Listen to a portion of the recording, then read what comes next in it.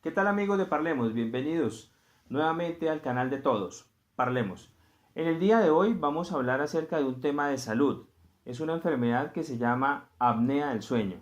La apnea del sueño hace parte de uno de los grandes trastornos del sueño. Son básicamente muchos, pero la apnea se caracteriza básicamente por presentar ronquidos mientras dormimos asociado a dificultad para dejar de respirar. Y eso facilita efectivamente que haya una alteración en la oxigenación, una disminución de esa captación de oxígeno por parte de nuestro organismo y se va a ver traducido en el día siguiente, ya después de que nos despertamos, se va a ver traducido en muchos síntomas. Síntomas como por ejemplo cansancio, fatiga, dolor de cabeza, falta de atención, alteraciones de la memoria, ojos irritados, alteración desde el punto de vista de funcionamiento y de capacidad para hacer actividad, y alteraciones en relación a todo lo que compete con esa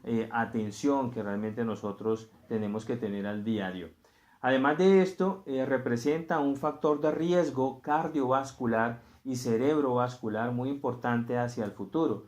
Entonces, digamos que en términos generales no es una enfermedad que como tal sola produzca un riesgo grandísimo para amenazarnos la vida, pero sí es una enfermedad que nos condiciona mucho desde el punto de vista de calidad de vida y que asociado a otras enfermedades como por ejemplo hipertensión, como por ejemplo diabetes, como por ejemplo falla cardíaca, como por ejemplo infartos, enfermedades del corazón, sí efectivamente nos puede facilitar muchas más complicaciones y más riesgo de tener algunos otros desenlaces peores o fatales.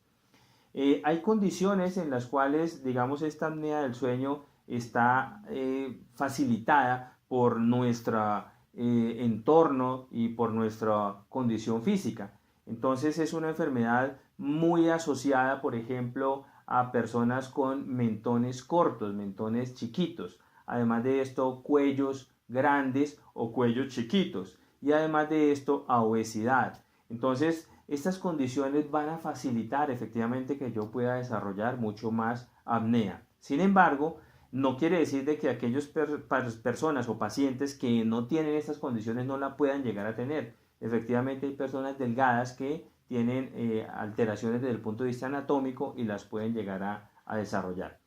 Básicamente, la enfermedad se basa en que aquí atrás, en la parte de la orofaringe, hay un músculo muy importante que tracciona o eleva las estructuras blandas de nuestro fondo de la parte de la boca y nuestro inicio de la garganta. Entonces eleva el paladar blando, eleva la úvula, tracciona las amígdalas, el piso de la lengua, el piso de la boca, etcétera, y permite que el aire penetre de una forma mucho mejor, penetre sin resistencia, sin dificultad.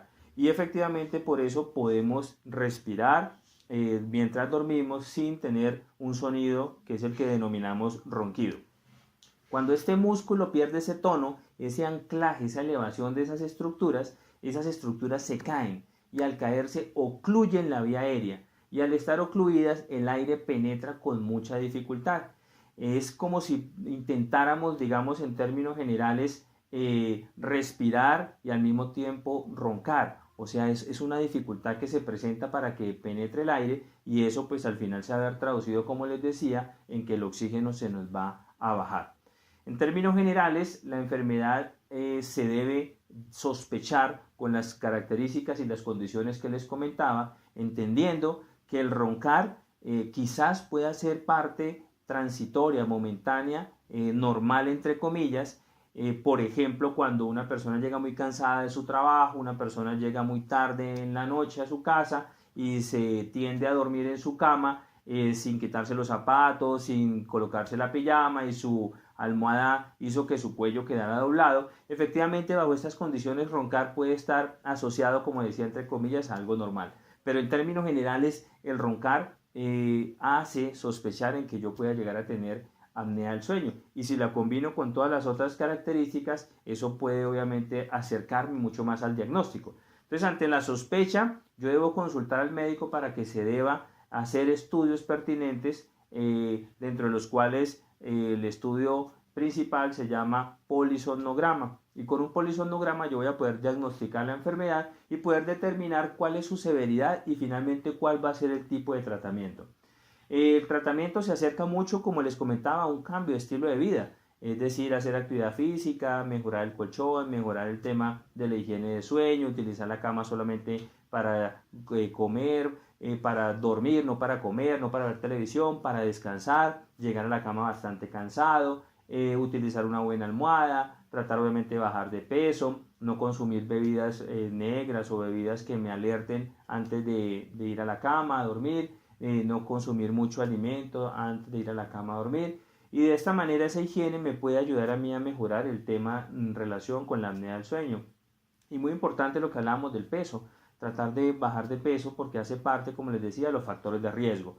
Después del diagnóstico y de tomar estas medidas, pues habría que hacer otro tipo de estudios como un polisonograma de titulación de CPAP, y para algunos pacientes que ya tienen la enfermedad y que saben qué es este dispositivo, voy a recordarles a aquellos que no lo conocen. Es un aparato pequeño que se podría obviamente traducir como un ventilador que le da a uno un chorro de aire, una embolada de aire, un apoyo de aire cuando uno inspira, y le permite vencer esa resistencia acá en la orofaringe y permeabilizar la vía, abrir la vía, tratando de, entre comillas, reemplazar lo que no hace el músculo de traccionar esas estructuras blandas que finalmente son las que van a colapsar esa vía aérea superior.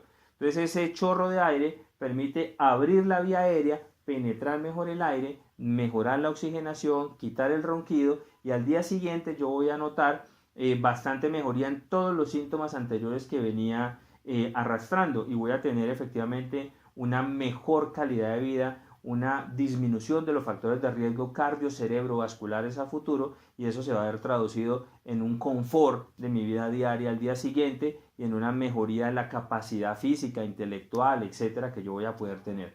Entonces, la apnea del sueño es una enfermedad que merece atención, es una enfermedad que se debe obviamente sospechar con las características que le decía. Debemos tratar de acudir a nuestro médico para consultar y poder orientar hacia el tema del diagnóstico. Una vez tengamos el diagnóstico, dar el tratamiento, será mejor explicado pues ya una vez tengamos los estudios pertinentes. El uso del dispositivo del CPAP me va a mejorar mucho y va a permitir que yo tenga una mejor calidad de vida.